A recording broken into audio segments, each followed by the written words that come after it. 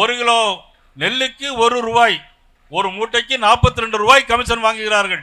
இவர் டெல்டாக்காரன் முதலமைச்சர். நேற்று சுற்றுப்பயணத்தில் பேசிய பாஜக மாநில தலைவர் நயினார் நாகேந்திரன், ஒரு நெல் மூட்டைக்கு 42 ரூபாய் கமிஷன் வாங்கும் முதல்வர் ஸ்டாலின் எல்லாம் டெல்டாக்காரனா என ஆவேசமாக கேள்வி எழுப்பியுள்ளார். இந்த பூமியில் அதை பிறந்தவர் தான் இன்னைக்கு தமிழ்நாட்டுடைய முதலமைச்சர். பெருமையா எல்லா இடத்துலையும் சொல்லுவாங்க, நான் டெல்டாக்காரன்.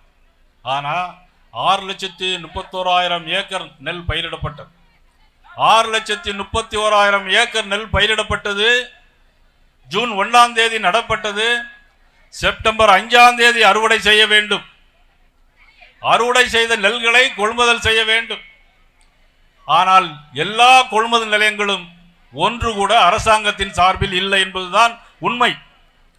அதைத்தான் ஸ்டாலின் இன்னைக்கு என்ன சொல்கிறார் முதலமைச்சர், நான் டெல்டாக்காரன். ஆனால் இந்த வீடியோவில் நீங்க பார்த்திருப்பீங்க, எல்லா பயிரும் முளைச்சிருக்கு. எல்லா பயிரும் முளைச்சிருக்கு.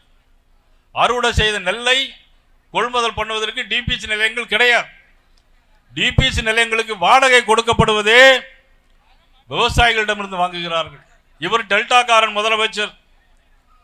ஒரு கிலோ நெல்லுக்கு 1 ரூபாய், ஒரு மூட்டைக்கு 42 ரூபாய் கமிஷன் வாங்குகிறார்கள். இவர் டெல்டாக்காரன் முதலமைச்சர். ஆனால் துணை முதலமைச்சர் உதயநிதி ஸ்டாலின் வருகிறார், ரயில்வே நிலையத்தில் வந்து பார்த்துவிட்டு, மதிப்புக்குரிய துரைமுருகன் அவர்களும் வந்து பார்த்துவிட்டு அப்படியே நேரே சினிமா தியேட்டருக்கு போயிட்டாங்க படம் பார்க்கறதுக்காக. ஆனால் நீங்க மழை பெய்து எல்லா நெல்லும் முளைத்துக் கொண்டிருக்கிறது. ஆனால் முதலமைச்சர் சொல்கிறார், நான் டெல்டாக்காரன் முதலமைச்சர். செய்திகளை உள்ளது உள்ளபடி தெரிந்து கொள்ள ரெஃப்ளெக்ட் நியூஸை சப்ஸ்கிரைப் பண்ணுங்க.